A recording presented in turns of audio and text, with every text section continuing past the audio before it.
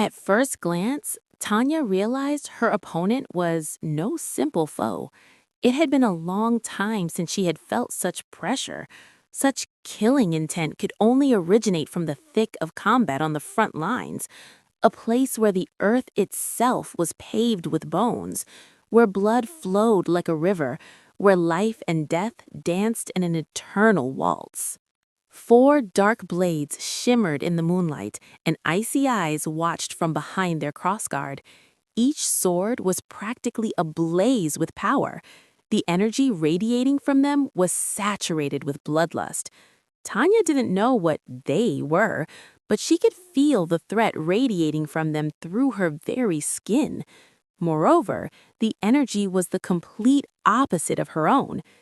How did she know? She had no idea, but it was as if her taste was different, like some sour filth had touched her tongue. Strange, she had never noticed such a sensation before. As if in response to these thoughts, the sword in her hand flared with renewed strength, enveloping her in a halo of golden light. A new wave of energy pulsed through her body. "Tanya?" A very familiar voice called out to her. Without letting the enemy leave her perception, she slowly turned her head. As expected, her brother. Only he could make such a stupid face. His eyes were practically bulging out of their orbits, resembling his favorite female curves, and his jaw was nearly hitting the ground. Looking at the scene, Tanya could only sigh in exhaustion. How could the creature before her even hypothetically possess such power? Wasn't it absurd? How could this thing kill a god? However, reality, or rather the absurd world of being X, loved to throw surprises. Appraisal. As soon as Tanya leveled up her identification skill and her evolutionary index, the properties of her brother's gear appeared before her in all their glory. It was simply mind-boggling. What an utterly absurd artifact! Before, Tanya couldn't even see what it truly was. But now, that damned cow, I'd strangle her right here. No wonder she laid her claws on him. A gear with infinite boosting? It's just preposterous. Tanya wanted to laugh. For so many years, right under her nose was the solution to all her problems. Indeed, it was hilarious.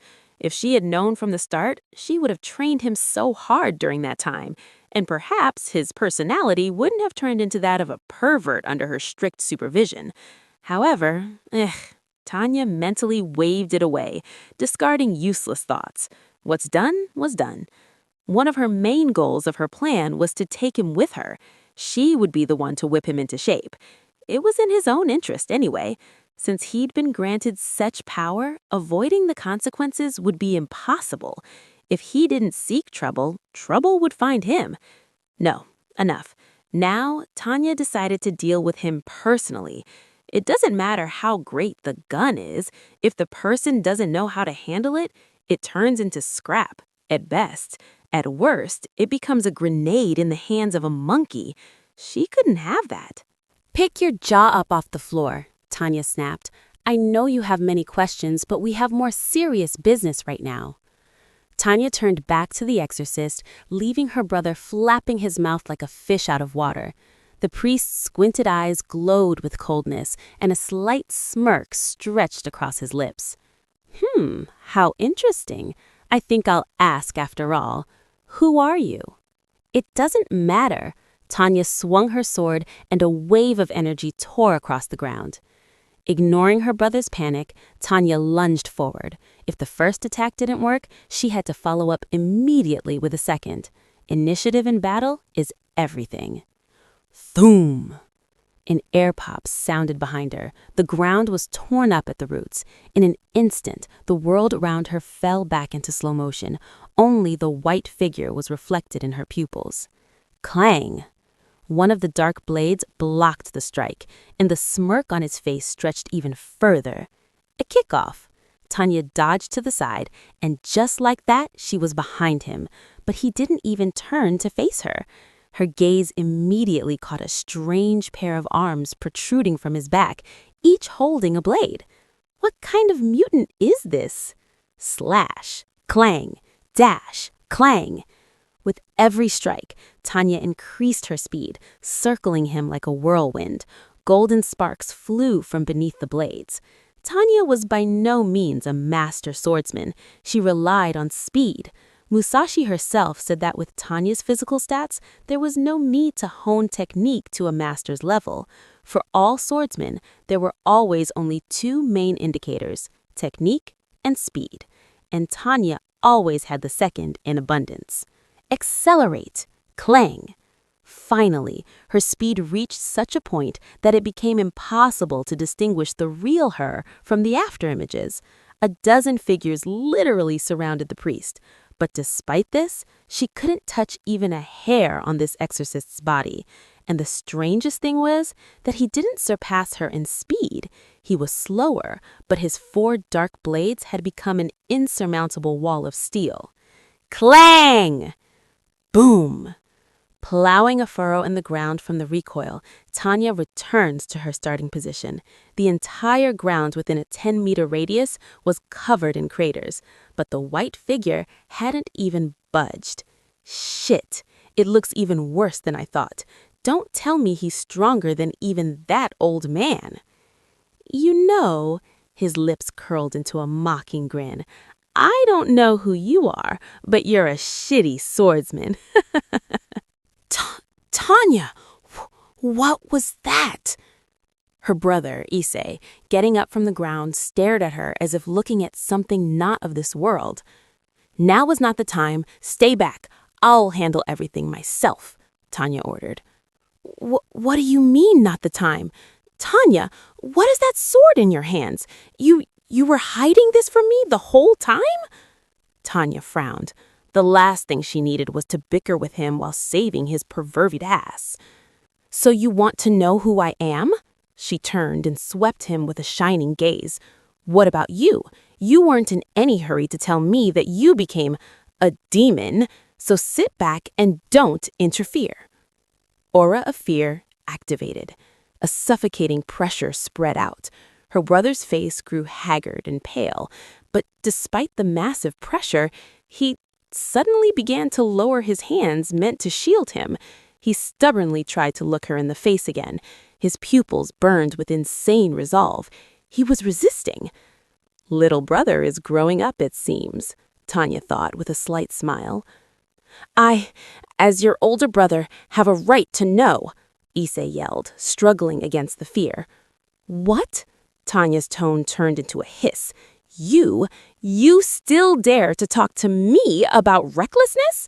First, he gets killed by his own girlfriend, then a fallen angel puts a new hole in him, and you still dare to talk to me about recklessness?